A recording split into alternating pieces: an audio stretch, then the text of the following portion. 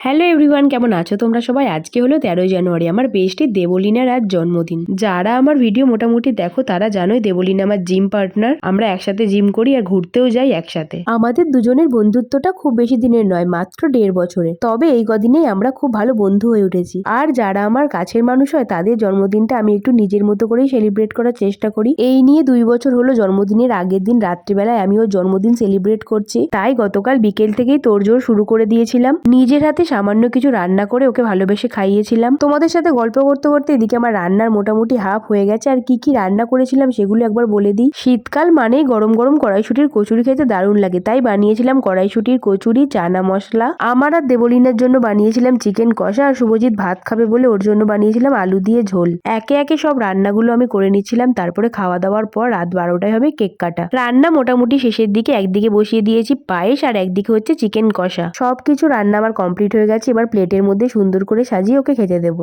আমার কাছে যে মাটির থালা গ্লাস বাটি আছে সেগুলোতেই খাবার সাজিয়ে দিয়েছিলাম। তারপরে আসন পেতে আমার ঘরেই করেছিলাম খাবার ব্যবস্থা। এরপর আমরা দুজনে একটু সাজুগুজু করেই বসে পড়েছিলাম খেতে। আর বাবা মা শুভজিতের আগেই খাওয়া হয়ে গিয়েছিল। আমি এবার একটু থালার সাইড গুলো গোলাপের পাপড়ি দিয়ে সাজিয়ে দিচ্ছিলাম। এবার তাহলে চলো আমাদের বার্থডে গার্লকে দেখাই সুন্দর করে সাজুগুজু করে রেডি হয়ে গেছে। আর আমিও একটু তাড়াতাড়ি করে ড্রেস চেঞ্জ করে চলে এসেছি ওকে। তারপর একটু পায়েস খাইয়ে দিলাম। এরপর দুজনে গল্প করতে করতে শুরু করে দিলাম খাওয়া। খেতে খেতে ঘড়ির কাঁটায় বেজে গেল 12টা। এবার তাহলে উইশটা করে দিই।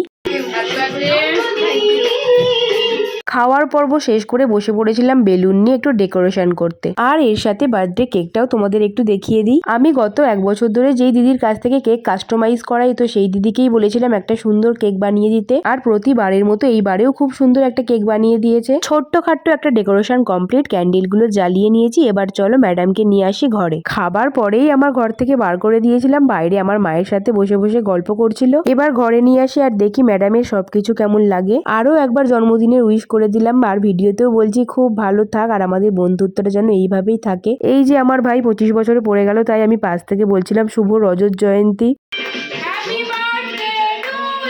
কেক কাটার পর যেটা হয় আর কি, সবাইকে কেক খাইয়ে দিচ্ছিলাম। রাত 12টা অবধি আমার মাকেও কিন্তু জাগিয়ে রেখেছিলাম কেক কাটার সময় থাকবে বলে। সব শেষে আমরা দুজনে করেছি ফাটিয়ে ডান্স।